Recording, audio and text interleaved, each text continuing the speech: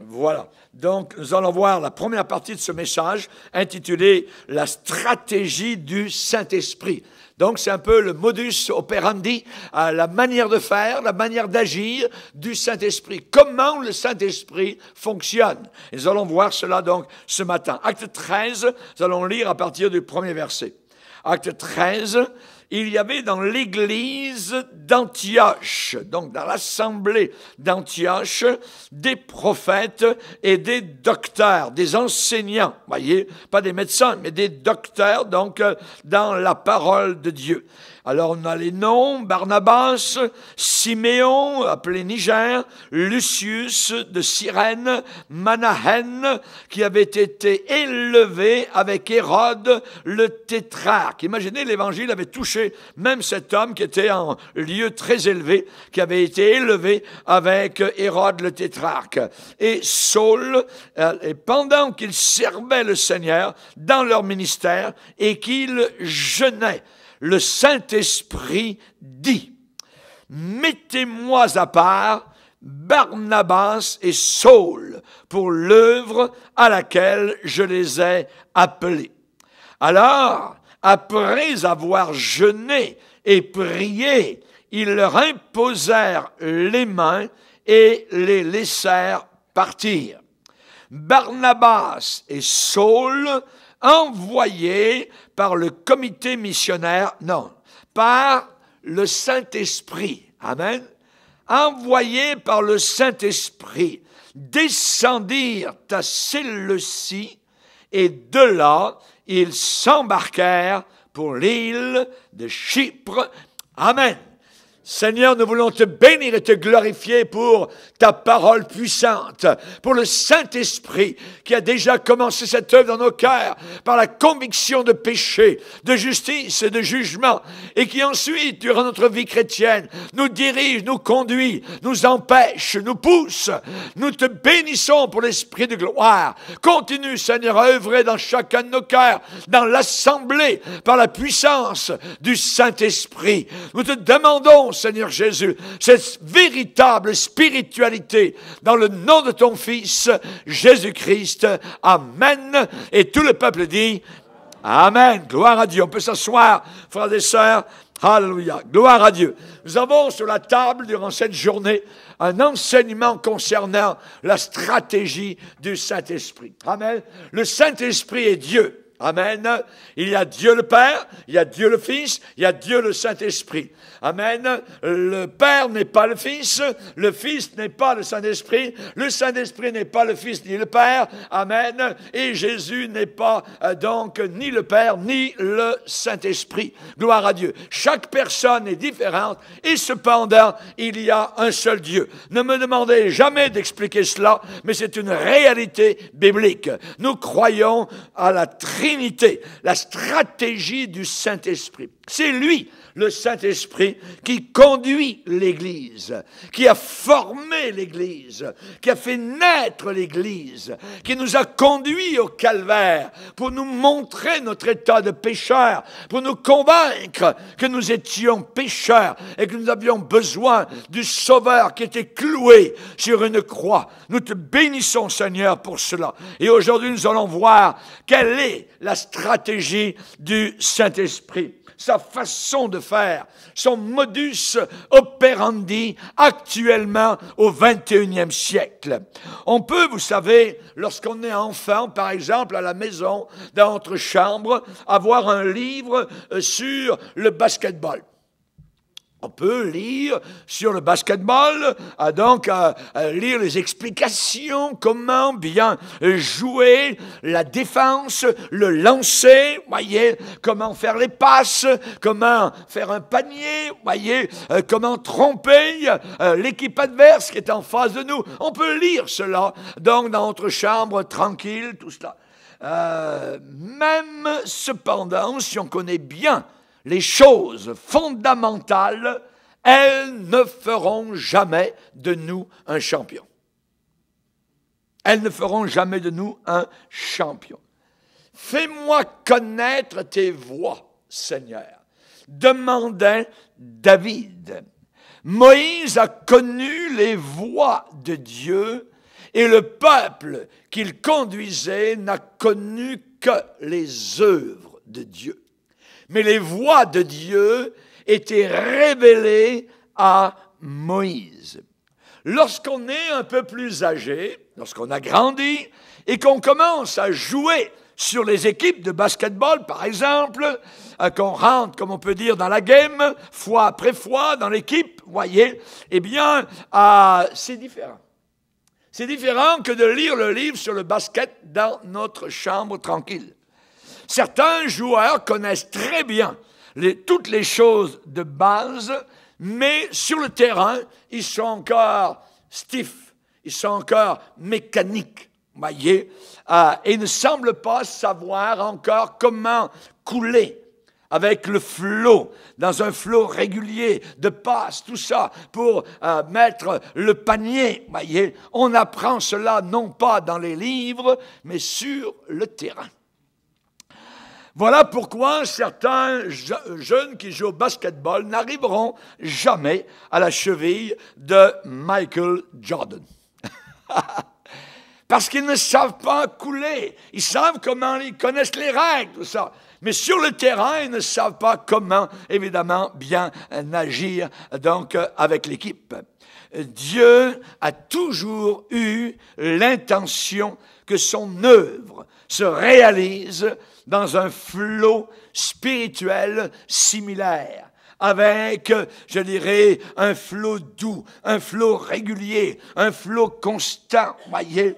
Évidemment, donc, Dieu a toujours eu l'intention que son œuvre se réalise par le flot du Saint-Esprit.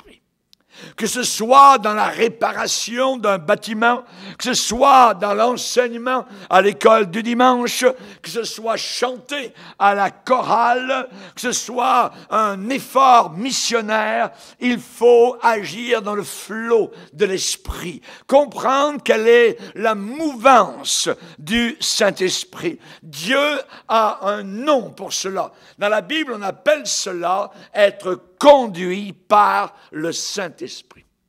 Être dirigé par le Saint-Esprit. La Bible dit dans Romains 8, tous ceux qui sont conduits par l'Esprit de Dieu sont fils de Dieu. Paul va dire aux Galates, marchez selon l'Esprit et vous n'accomplirez pas les désirs de la chair. Car la chair a des désirs, mais contraires à ceux de l'Esprit.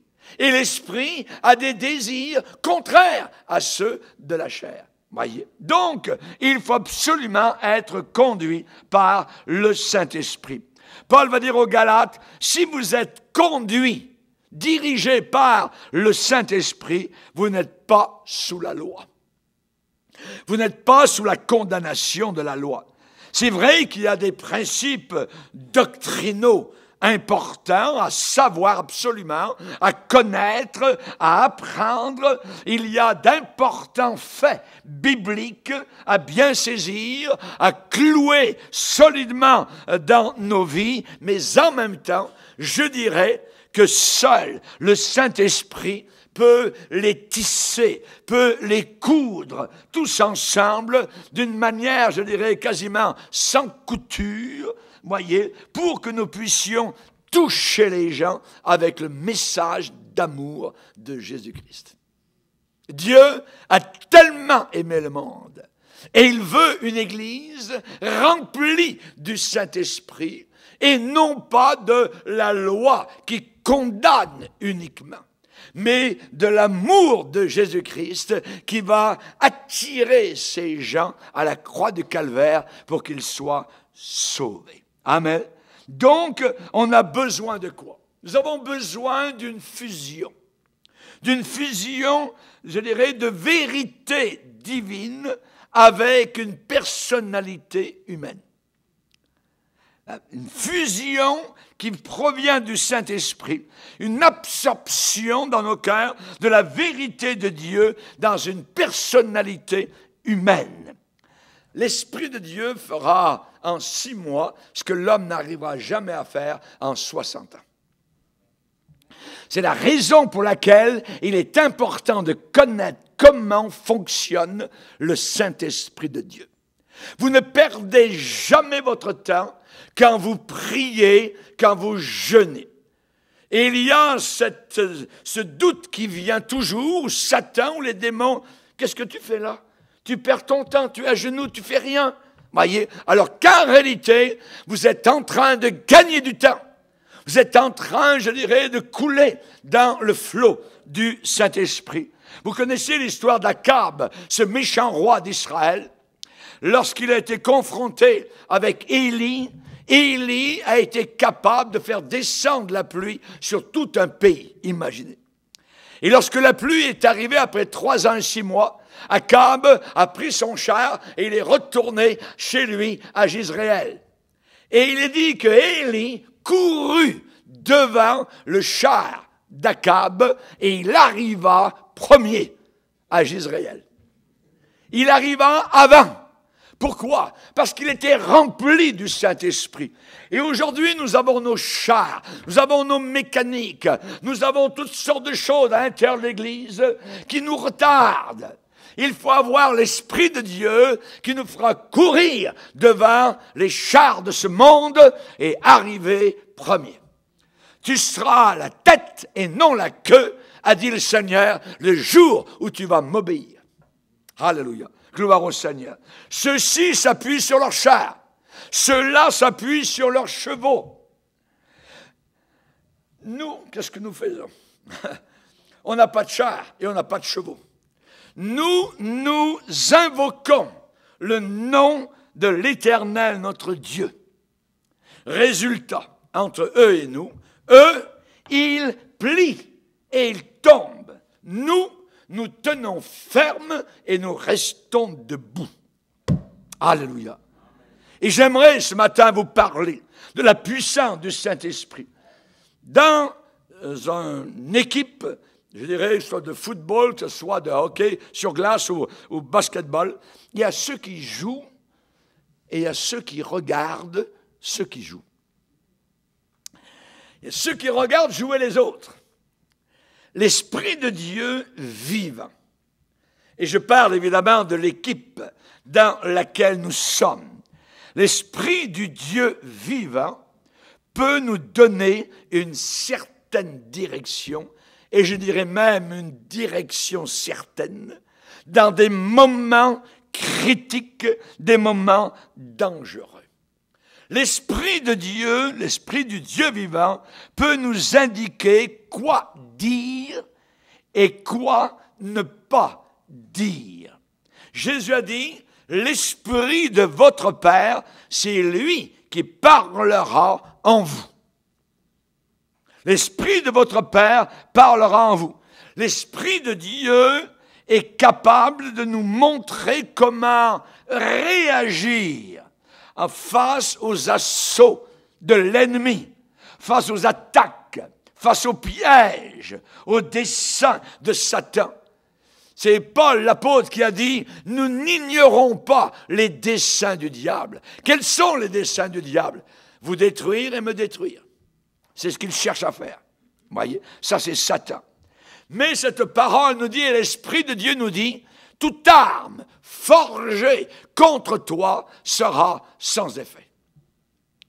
Toute arme forgée contre toi, tout forgeron qui essayera de forger une arme contre toi, cette arme n'aura aucun effet.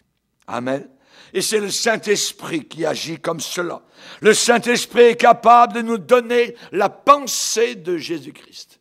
Imaginez. Ils sont de tout, l'Esprit de Dieu. Nous ne sondons pas toutes choses, mais l'Esprit de Dieu sonde tout, même les profondeurs de Dieu. Imaginez. Alors, il est capable de nous donner la pensée de Christ. Il est capable, le Saint-Esprit, de nous donner la clarté spirituelle par rapport à ce qui est vraiment contre nous, ce qui est en train de nous arriver. Paul a dit, or nous avons la pensée de Christ. L'homme animal, l'homme charnel, l'homme psychologique ne reçoit pas les choses de Dieu parce qu'elles sont une folie pour lui. Mais l'homme spirituel qui a l'Esprit de Dieu en lui, c'est différent. C'est bien différent. Et cet homme-là, il a la pensée de Christ. Quand l'ennemi viendra comme un fleuve pour tout envahir, pour amener toutes choses à la débâcle, quand l'ennemi viendra comme un fleuve, l'Esprit de Dieu le mettra en fuite. L'Esprit de Dieu le fera fuir. C'est le Saint-Esprit qui fait cela. La Bible nous le dit dans Ésaïe 59.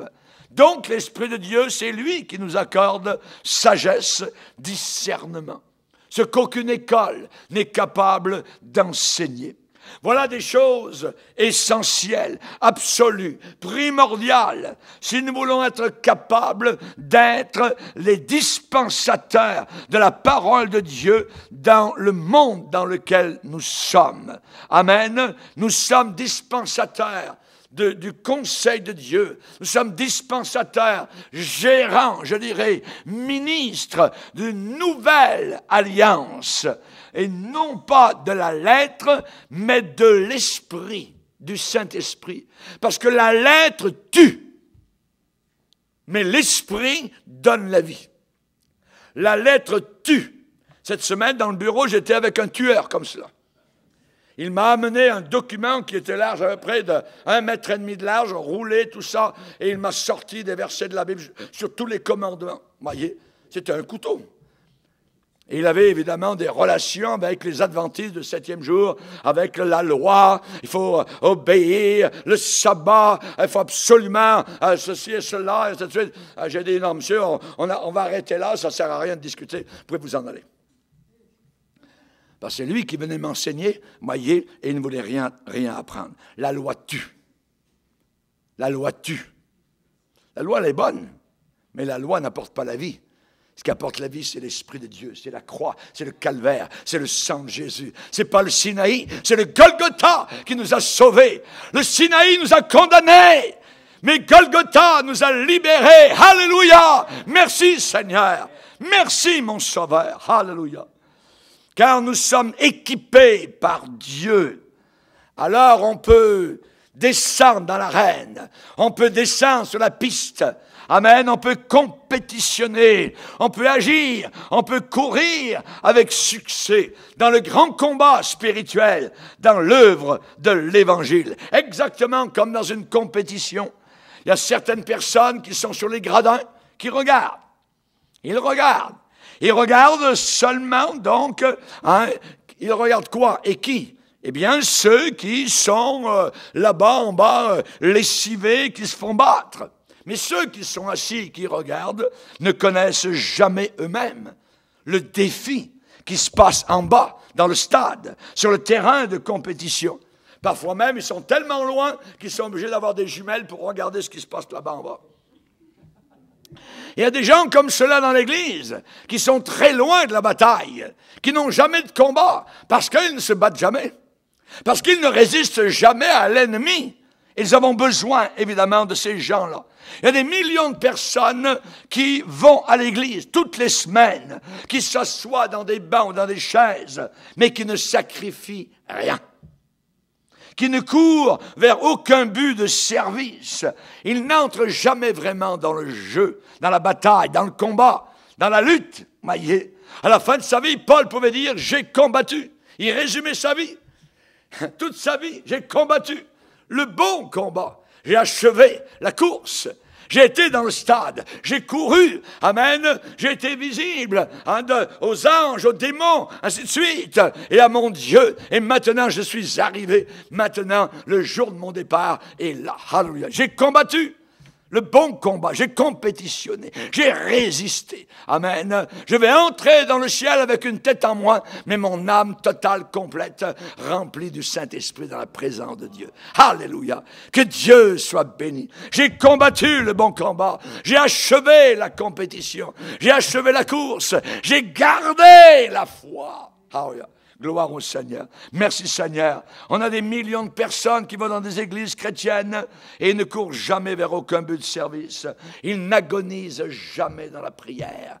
Ils ne connaissent pas le combat de la prière, se tenir devant Dieu à genoux quand c'est dur, quand vous ne sentez rien, quand le ciel est comme de plomb au-dessus de votre tête, quand les démons vous disent « Lève-toi, sors de ta chambre, ça ne sert à rien », Dieu ne répondra pas. Et ils restent quand même là, parce qu'ils savent que Dieu a dit « Quand tu pries, entre dans ta chambre, ferme ta porte, et ton Père qui est là dans le lieu secret te le rendra. » Alléluia. Il y a une bataille, il y a un combat. Il y a beaucoup de gens qui ne combattent jamais pour la foi transmise aux saints une fois pour toutes. Et évidemment, ils passent des jugements, des opinions très personnelles sur la façon dont le jeu de la foi est en train de se passer ou devrait se passer. Ils agissent souvent comme s'ils connaissaient, voyez. Ça semble tellement facile, assis sur les gradins. À partir du lieu où on est assis.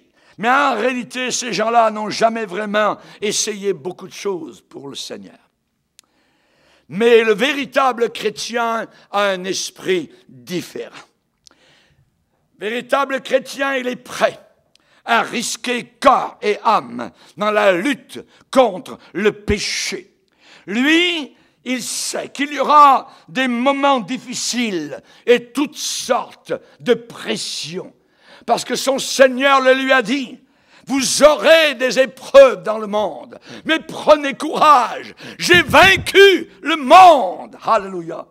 Évidemment, ce genre de chrétiens qui sont là-bas dans l'arène, qui combattent, qui sont sur la piste, eh bien, ce genre de chrétiens savent qu'ils auront besoin de toute la force du Seigneur et celle du Saint-Esprit pour vaincre. Ce sont des champions pour Dieu.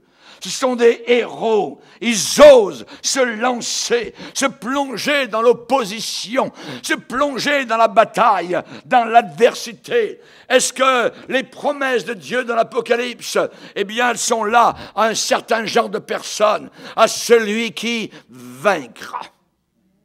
Qui vaincra. Ça veut dire il y a combat, il y a lutte. Ah, celui qui vaincra. Quand vous êtes en train de dormir ou de sommeiller, vous n'êtes pas en train de vous battre. Et il y a toute une église à la fin des temps qui dort. Des vierges folles, voyez. Et évidemment, on a besoin de vaincre. On a besoin de vaincre. Oser se lancer dans l'opposition, dans la bataille. Et là, nous avons ce matin particulièrement 2 combattants vaillants, comme les hommes vaillants de David. Des héros. Un s'appelle Barnabas et l'autre s'appelle Saul de Tarse ou encore Paul. Ils ont commencé un ministère historique pour le Seigneur. Cela a commencé avec les dirigeants de l'église d'Antioche, un groupe multiracial où il y avait toutes sortes donc de monde, différentes races qui composaient cette église à Antioche. Et ces dirigeants de l'église d'Antioche ont fait quelque chose de très étrange à nos oreilles du 21e siècle. Il est dit, pendant qu'ils servaient le Seigneur dans leur ministère et qu'ils jeûnaient. Ils étaient à l'église en train de jeûner et de servir le Seigneur. Ça veut dire qu'ils étaient en train de prier et de jeûner. Et à partir de là, ça a été le départ du premier voyage missionnaire de l'apôtre Paul. Et ce voyage missionnaire a été une influence pour le futur de tout le christianisme. Ces hommes à Antioche, eh bien, n'étaient pas en train de jouer sur un tableau d'ordinateur faisant des cartes de possibilités stratégiques.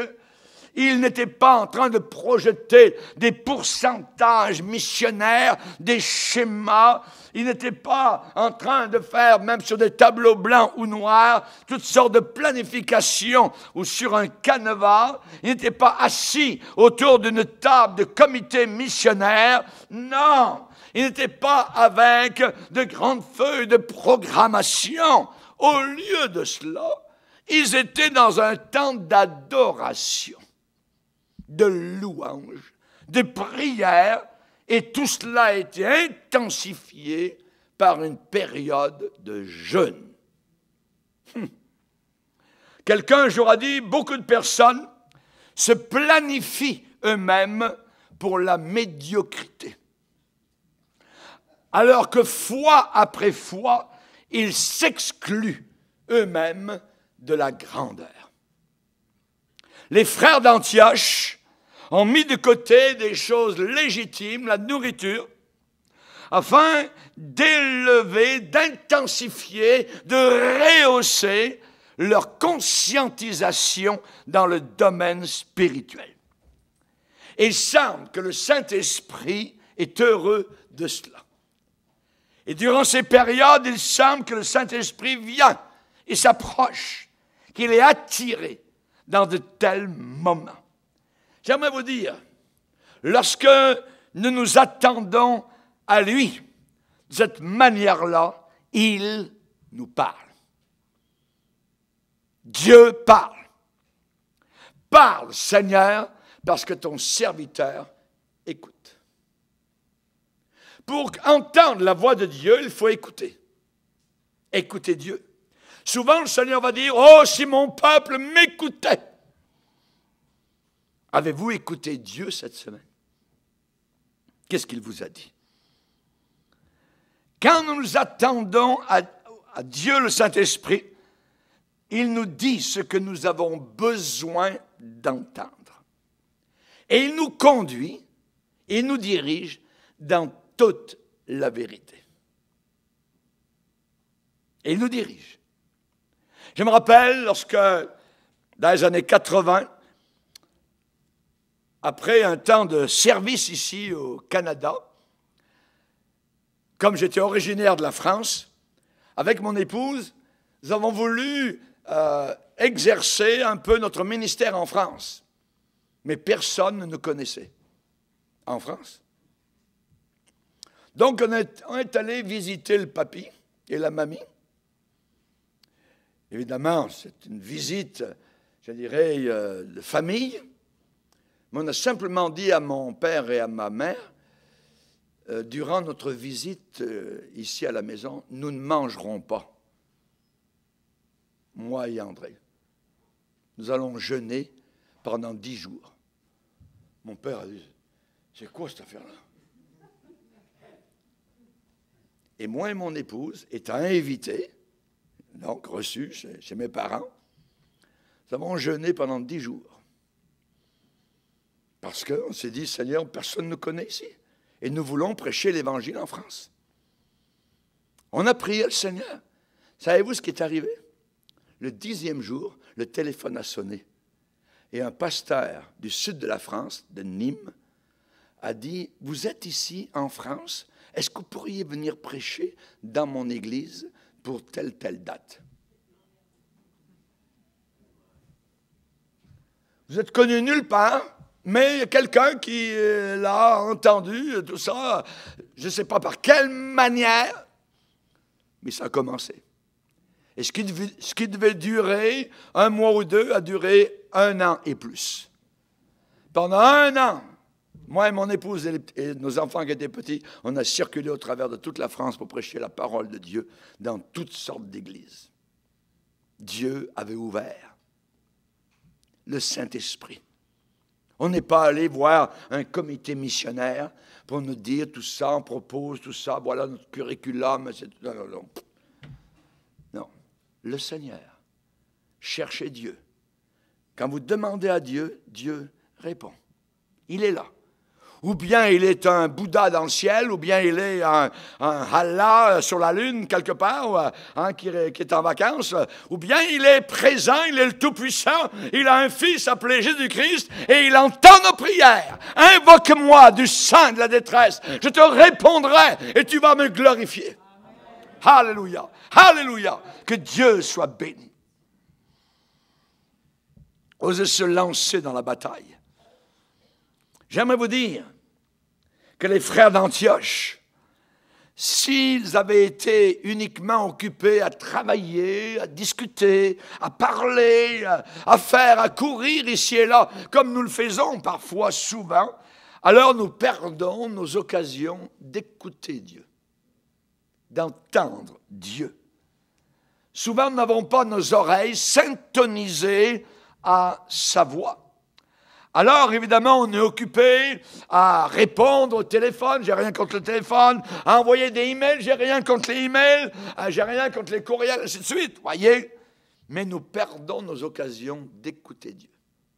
Quand on veut écouter, il faut être attentif. Donc, rien d'autre. On ferme la radio, on ferme la TV, on ferme Internet, on ferme tout. Et on écoute Dieu. Ça peut durer 1 heure, ça peut durer 10 jours, ça peut être 1 mois. Vous êtes devant le Seigneur. Et il va falloir que Dieu réponde parce qu'il voit que vous insistez et que là, vous avez besoin d'une réponse. Il y a 2 sortes d'églises aujourd'hui. Il y a l'église Marthe, il y a l'église Marie. L'église Marthe, c'est l'église qui court, qui va, qui vient. Il y a l'église Marie qui est au pied de Jésus et qui a choisi la bonne part, la prière. Qui n'a pas choisi la mécanique, qui n'a pas choisi la machinerie religieuse, la robotique, voyez, la technique, les rouages. Ouais, non, non, non, non, la prière, la prière. Ces hommes d'Antioche devinrent suffisamment calmes et tranquilles qu'ils entendirent quelque chose venant du ciel. La Bible est claire. Pendant leur période de prière, de service et de jeûne, le Saint-Esprit dit, oh, il parle, c'est Dieu. Le Saint-Esprit dit, mettez-moi à part Barnabas et Saul pour l'œuvre à laquelle je les ai appelés. Le Saint-Esprit a parlé. Il a nommé 2 personnes et il a donné une direction. 2 hommes à part. Dieu ne marche pas avec les programmes. Dieu marche avec des hommes et des femmes. Des hommes et des femmes. Arrêtez et sachez que je suis Dieu. Dieu dit, wow, mets les briques. Arrêtez, stoppez. Et sachez une chose, je suis Dieu. Je suis Dieu. Ah, Dieu peut tout faire. Tout. C'est dans le calme et la confiance que sera ta force. Et Dieu de dire dans Ésaïe 30, mais vous ne l'avez pas voulu. C'est dans le calme, dans la tranquillité, dans la quiétude, dans la confiance que sera votre force. J'aimerais vous citer ce qu'un grand homme de Dieu du début du XXe siècle a déclaré, Samuel Chadwick. Il a dit, et je cite, « L'Église qui multiplie les comités, mais qui néglige la prière, peut être très belle et bruyante, pleine de mouvements, faire beaucoup de bruit, entreprendre beaucoup de projets, mais son travail sera vain.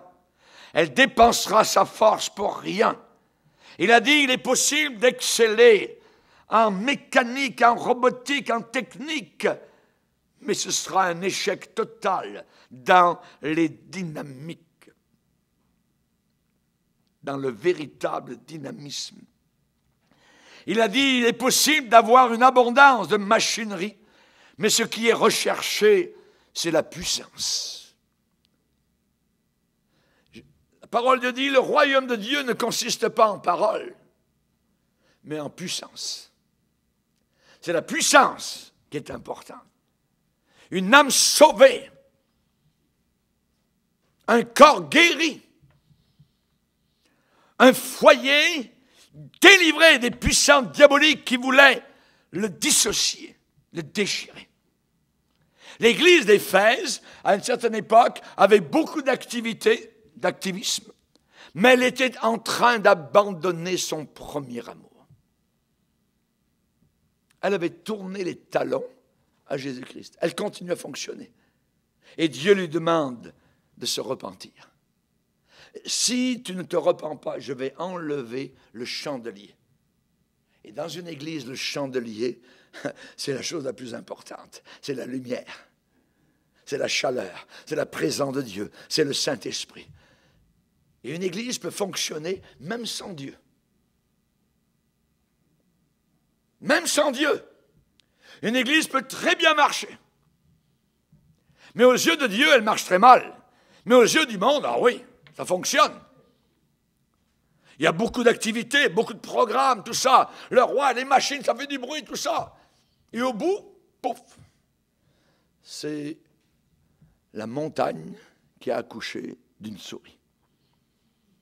Beaucoup de vent, beaucoup de bruit, mais c'est du vent qui sort au bout de la machine. Il n'y a pas de vie changée, il n'y a pas de vie transformée. Les gens continuent à vivre dans la pornographie, les gens continuent à vivre en concubinage, les gens continuent à vivre dans l'homosexualité, les gens continuent à mentir, les gens continuent à aller au festival de ce monde avec la pourriture et la saleté qui est là, présente. Alors que Dieu dit, sortez du milieu d'eux, ne touchez pas ce qui est impur, et je vous accueillerai. Le Saint-Esprit vous veut. Vous. Souvent dans l'Ancien Testament, il est dit Dieu parla à Abraham, l'Éternel parla à Isaac. De même dans les évangiles, des douzaines d'endroits, nous lisons Jésus dit. Et dans les actes des apôtres, c'est le même pattern, c'est le même modèle, le Saint-Esprit dit. Le Saint-Esprit est une personne, il parle. Messieurs, les témoins de Jéhovah, ce n'est pas une puissance. Le Saint-Esprit n'est pas la puissance de Dieu. Le Saint-Esprit est une personne qui parle, qu'on peut offenser, qu'on peut attrister. Le Saint-Esprit dit à Philippe, avance-toi proche de ce char. Et là, il y avait quelqu'un qui avait besoin d'être sauvé. Il avait été préparé par le Saint-Esprit, et maintenant le Saint-Esprit voulait mettre la touche finale, le sauver. Cet homme qui allait avoir une grande influence sur tout un pays. Le Saint-Esprit est une personne divine qui parle, c'est une personne vivante.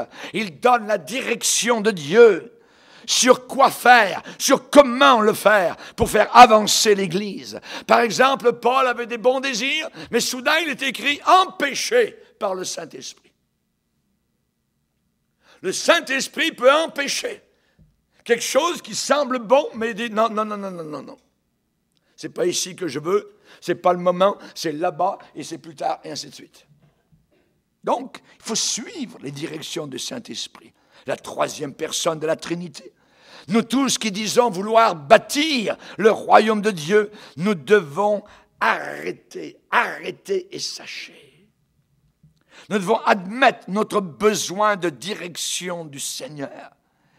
Évidemment, il faut qu'on ait une interaction vivante entre nous et le Saint-Esprit. Sinon, nous n'irons pas très loin. Nous n'irons pas très loin. J'ai un livre dans ma bibliothèque, c'est intitulé « Si tu veux aller loin ». On a besoin du Saint-Esprit. Nous tout seuls, Jésus a dit « Sans moi, vous ne pourrez rien faire. » Rien faire. On a besoin du Saint-Esprit.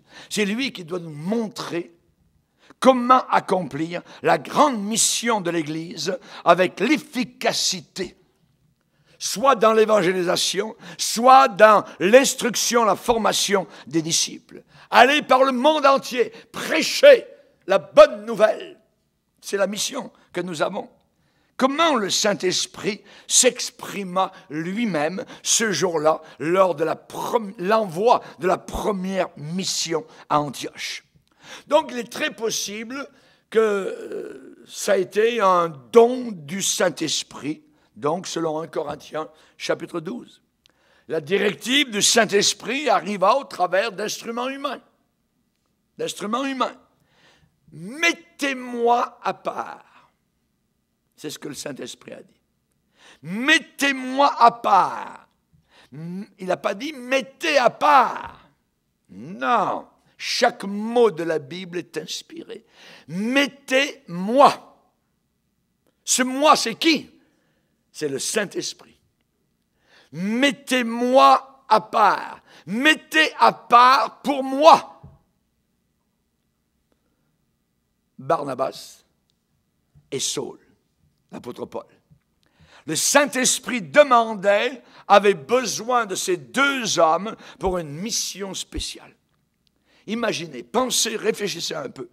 Le sérieux spirituel qui est tombé sur cette assemblée à Antioche, alors que tous ces gens étaient en train de jeûner. Il y avait des docteurs, il y avait des prophètes, il y avait des enseignants parmi eux. C'est une église qui marchait très proche du Seigneur Jésus-Christ. Et quand le Saint-Esprit a posé son doigt sur deux individus, au milieu des autres dirigeants, imaginez comment la réaction des gens. Comment ça se fait?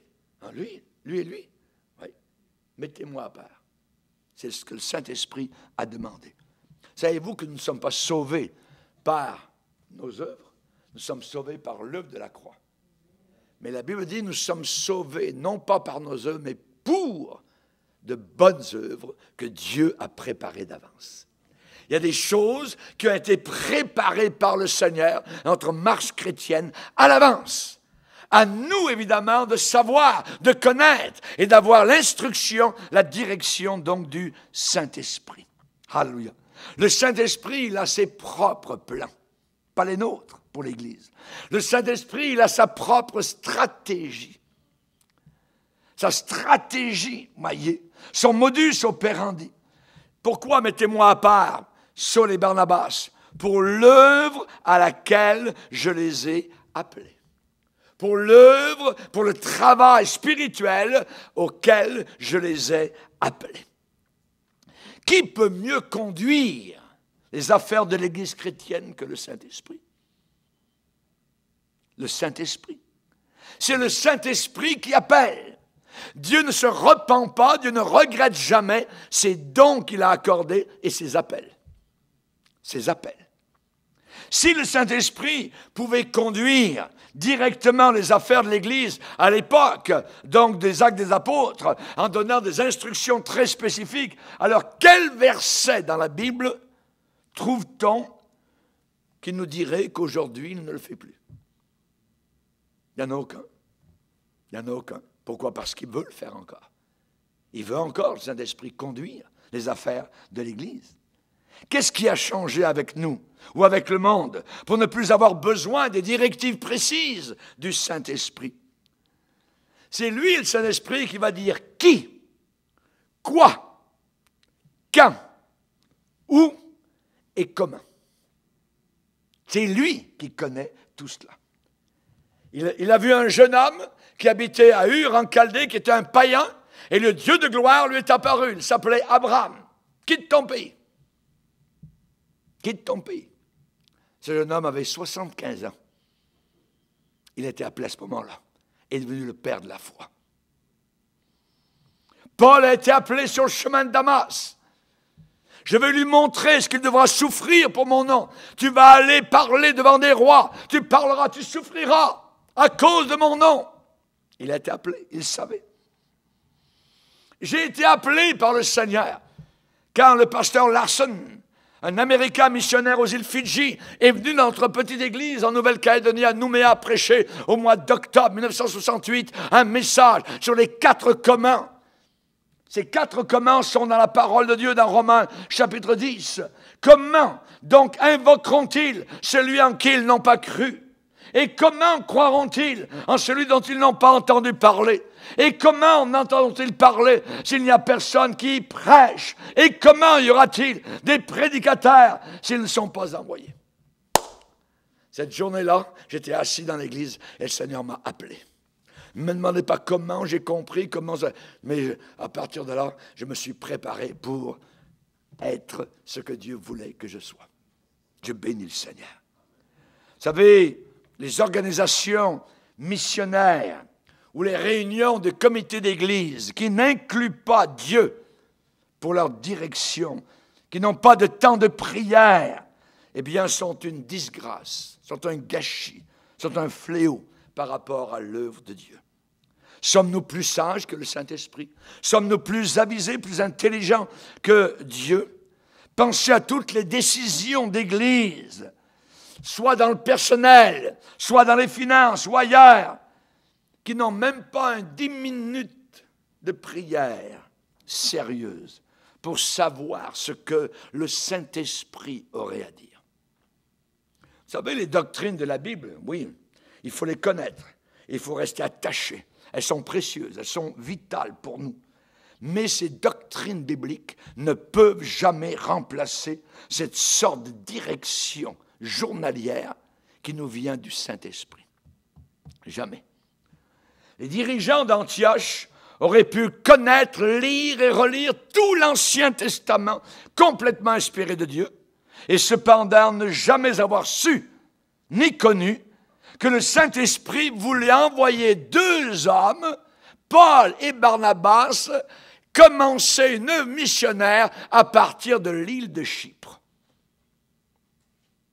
Vous auriez pu connaître toute la Bible, toutes les doctrines, et ne jamais savoir ce que le Saint-Esprit aurait voulu faire. Donc il faut les deux. Il faut la parole de Dieu, mais il faut cette parole imbibée du Saint-Esprit, environnée du Saint-Esprit. On a besoin de l'Esprit de Dieu pour être dirigé. Alléluia. Il a fallu l'intervention directe du Saint-Esprit pour que l'œuvre de Dieu aille de l'avant à la manière de Dieu. La moisson est grande, il y a peu d'ouvriers. Très peu. Nous sommes très peu. Qu'est-ce que Jésus a dit? Priez donc le maître de la moisson d'envoyer des ouvriers dans sa moisson. Dans les églises aujourd'hui, il y a beaucoup de gens qui critiquent, qui aiment discuter les choses, mais pas beaucoup de travailleurs, d'ouvriers, d'ouvrières. Beaucoup de paroles, peu d'action. Nous avons besoin de la directive du Seigneur, que le maître de la moisson suscite, identifie clairement, fasse pousser, croître des ouvriers dont on a tellement besoin. La Bible enseigne au psaume 25, quel est l'homme qui craint Dieu? Dieu lui montre la voie qu'il doit choisir. Son âme reposera dans le bonheur. J'aurais pu être un intendant d'un grand hôtel touristique sur les îles là-bas dans le sud, à côté de l'Australie, et j'aurais manqué ma vie. J'aurais manqué ma vie. Et je regarde ma vie maintenant en arrière avec ces années, et je dis merci Seigneur. À l'âge de 21 ans, le Seigneur m'a appelé, m'a dit viens, on fera équipe. Et j'ai béni le Seigneur, parce qu'encore aujourd'hui, 50 ans plus tard, nous sommes en équipe, hallelujah, et c'est merveilleux. Il n'y a pas de plus grande joie, de plus grand bonheur. Quel est l'homme qui craint Dieu? Dieu lui montre la voie qu'il doit choisir. Son âme reposera dans le bonheur. Dans le bonheur. Et c'est bien plus que du volontariat. Bien plus. Vous savez, on peut avoir des appels en avant émotionnels avec beaucoup de Kleenex pour des volontaires consacrés. On peut avoir tous les séminaires des instituts bibliques dans le monde. On peut avoir tous les votes d'assemblée pour un tel ou un tel. Mais tout cela ne pourra jamais remplacer la méthode ordonnée de Dieu pour l'appel d'ouvriers véritablement appelés de Dieu. À Antioche, il n'y a eu aucun vote de comité. Il n'y a eu aucun vote de conseil. Mais il y a eu une convocation et un appel par un message venant du ciel. Mettez-moi à part Saul et Barnabas pour l'œuvre à laquelle je les ai appelés. Moi, je ne suis pas intéressé à savoir comment le Saint-Esprit parle. Je sais qu'il parle de différentes façons. Mais ma pensée surtout est fixée sur le fait que le Saint-Esprit est vivant. C'est une personne, il n'est pas mort et il parle vraiment. On a aujourd'hui, dans l'Église de Dieu, des pasteurs, des prédicateurs très peu scrupuleux, qui annoncent en avant et qui disent ces fameux 3 mots, Dieu m'a dit. Même des chrétiens. Dieu m'a dit. Cette expression est galvaudée aujourd'hui. Pourquoi? Je vais vous expliquer. Parce que beaucoup de gens, je dirais 99% de gens, Dieu m'a dit, ce n'est pas vrai. Ce n'est pas arrivé. Dieu ne leur a pas dit. Et Dieu ne leur a pas parlé, pour la plupart. Il y en a d'autres qui disent, je viens juste d'avoir une parole que...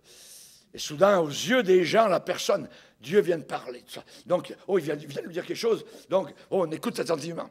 Il vient de me dire que 10 personnes, ce matin, dans cette assemblée, doivent donner 5 000 $ chacun. Ah oui. Dans le panier d'offrande. Voilà un menteur. Voilà, plus que cela, un voleur. Ça rime ensemble. C'est juste un truc. C'est une ficelle. C'est une manipulation. Si Dieu a révélé cela à ce faux prophète, alors pourquoi Dieu ne lui a-t-il pas révélé les noms des 10 personnes en question?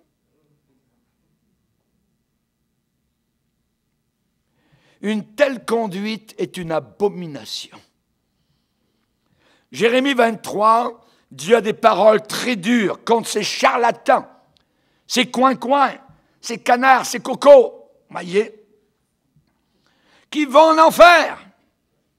Dieu dit, j'en veux. Oh! Quand Dieu, le Saint-Esprit, dit j'en veux aux prophètes qui prennent leur parole, la parole qu'ils donnent pour ma parole. Ils ont des rêves qui sont faux, de la témérité, et ils ne sont d'aucune utilité à ce peuple. Ça veut dire qu'ils servent à zéro. J'en veux. Ils donnent leur parole pour étant ma parole. Ils mentent. Et Dieu de dire au verset 36, vous tordez les paroles de l'Éternel. Vous tordez. Dieu de dire au verset 39 et 40, je vous rejetterai loin de ma face. Je mettrai sur vous un opprobre éternel, une honte éternelle qui ne s'oubliera pas. Quelle réprimande cinglante.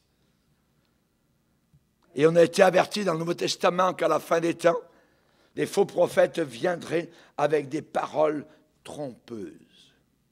Des paroles trompeuses. J'ai une parole, j'ai une parole. Les gens, ils veulent des paroles. Ils ont été habitués dans le monde avec les lignes de la main. Et voilà que maintenant, Satan leur offre sur un plateau les mêmes choses que dans le monde, avec les mêmes faux prophètes, mais à l'intérieur de l'Église. Quelle réprimande! Je vous rejetterai loin de ma face. L'apôtre Pierre va dire, il y a eu parmi le peuple d'Israël de faux prophètes, et il y aura de même parmi vous les chrétiens de faux enseignants qui introduiront des sectes pernicieuses, des hérésies destructives, et qui, reniant le maître qui les a rachetés, attireront sur eux une ruine soudaine. Beaucoup les suivront dans leur dissolution, et la voix de la vérité sera calomniée à cause d'eux. C'est ça que les païens nous disent après. Regardez un tel. La voix de la vérité sera calomniée à cause d'eux. Et voilà leur péché. Par cupidité, par amour d'argent, ils trafiqueront de vous. Vous deviendrez un objet de marchandage. Alléluia, ferme les yeux, bras en l'air. J'ai une parole. Oh, c'est le dirigeant. Il a une parole de Dieu. Et là, il donne sa parole à la foule qui est à ses pieds. 10 personnes ce matin doivent donner 5 000 $. Ah ouais. Certains ont été plus loin que ça. Fermez les portes, barrez les portes, et on ne sortira pas d'ici avant d'avoir eu ce que Dieu a dit. Hey. Ça, c'est pire que voler, c'est plus que mentir, c'est la prison. C'est terrible. Par cupidité, ils trafiqueront de vous au moyen de paroles trompeuses. De paroles trompeuses. J'ai une parole. Dieu m'a dit. Beaucoup aujourd'hui se servent de cela. Aujourd'hui, quelqu'un avait été dans ce sens-là. Il avait eu un bon paquet d'argent qu'il avait reçu, les gens crédules avaient donné, et ensuite, le dimanche suivant, avait disparu. Dieu lui avait dit d'aller à l'autre bout du pays, on ne le voyait plus. Ah oui. Un voleur et un menteur, un damné de l'enfer. Quelle réprimande, voyez, de la part de Dieu pour ceux qui cachent leur cupidité, leur convoitise devant la puissance de l'expression. C'est une expression puissante, Dieu m'a dit. C'est très puissant. Arrêtez-vous un peu. Dieu m'a dit, a dit à moi, le Dieu éternel, créateur, rédempteur. Imaginez. Ainsi dit l'Éternel. Cette sorte d'abomination est presque toujours reliée au billet d'argent. L'apôtre Pierre lui a dit un jour devant une porte, « Je n'ai ni or ni argent, mais ce que j'ai, je te le donne. Au nom de Jésus, toi le paralysé, lève-toi. » Paf! Soudain, le bonhomme s'est levé par la puissance du Saint-Esprit. Je n'ai ni or ni argent. Toute grâce excellente, tout don parfait descend d'en haut du Père des Lumières. Aujourd'hui, dans certains milieux, nous avons exactement le contraire et l'opposé. Des prédicateurs qui sont tellement vides spirituellement, mais ils sont éclatants, ils sont brillants, ils savent parler, voyez, et ils savent exactement comment faire pour vider les poches des gens. Avec des trucs, des ficelles, des gimmicks, des astuces, qui sont tellement visibles et évidentes que même les païens les remarquent et les voient. Pourquoi ne pas agir comme l'apôtre Paul? Et s'il y a un besoin, on le présente au peuple du Seigneur, en faisant confiance à Dieu, pour que Dieu déverse lui-même un esprit de générosité sur le peuple de Dieu. On a cela dans 2 Corinthiens 8 et 9, voyez. Après que les leaders d'Antioche ont reçu les instructions du Saint-Esprit, ils ne sont pas sortis tout de suite, voyez, pour appeler l'agence de voyage, pour acheter un billet donc de bateau pour aller vers Chypre, pour Paul et Barnabas. Non. La Bible dit qu'ils ont continué à prier et à jeûner encore. Ensuite, ils leur ont imposé les mains et les laissèrent partir. Alléluia. Quelle consécration, quelle piété envers la volonté de Dieu et envers les voies de Dieu. Il y avait une merveilleuse coopération entre la direction de l'Église et le Saint-Esprit et ses activités. Barnabas et Saul, il est dit dans la Bible, envoyés par le Saint-Esprit, descendirent à Séleucie, qui était le port d'Antioche, voyez, et de là, ils s'embarquèrent pour l'île de Chypre. L'envoi de l'Église était simplement l'expression de l'envoi de Dieu pour ces deux hommes. Si aujourd'hui, nous pouvions entendre, avec les oreilles spirituelles, nous pourrions entendre un grand cri venant de Dieu, le Saint-Esprit, au-dessus des toits de nos églises, au-dessus des bureaux de dénomination, au-dessus des écoles bibliques, des séminaires, au-dessus des bureaux chefs dénominationnels et des agences missionnaires. Que celui qui a des oreilles entende ce que le Saint-Esprit dit à son Église. Oh, si mon peuple m'écoutait, de dire le Seigneur. Écoutez-moi, entendez, j'ai un plan pour toi. Je sais comment mon œuvre doit être conduite et dirigée. Arrêtez tout pendant un temps. Écoutez bien ma voix. Dieu donne son Saint-Esprit à une seule catégorie de personnes. Ceux qui lui obéissent. L'obéissance, la soumission au Seigneur. Et l'œuvre de Dieu, elle ne se fait pas par la force humaine, par la puissance humaine, mais par le Saint-Esprit, nous dit Zacharie. Baissons nos têtes et prions le Seigneur.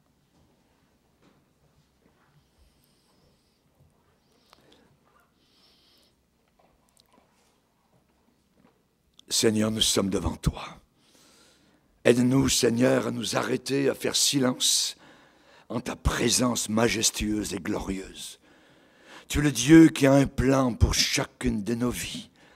N'avons pas à nous inquiéter, à nous en faire, mais seulement te faire confiance et savoir que tu as ta main solide sur nos vies. Saisis-nous, Seigneur, par le Saint-Esprit.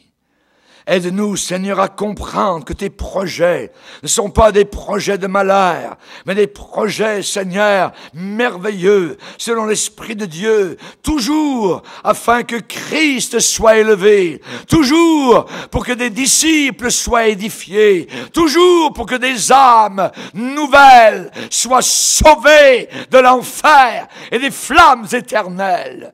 Seigneur, aide-nous à comprendre nos vies personnelles, où nous en sommes, ce que nous devons faire. Aide-nous, Seigneur, et donne-nous ta sagesse qui nous manque si souvent. Dans le nom puissant de Christ Jésus. Amen. Et tout le peuple dit Amen. Gloire à Dieu. On va se lever ensemble devant le Seigneur. Alléluia.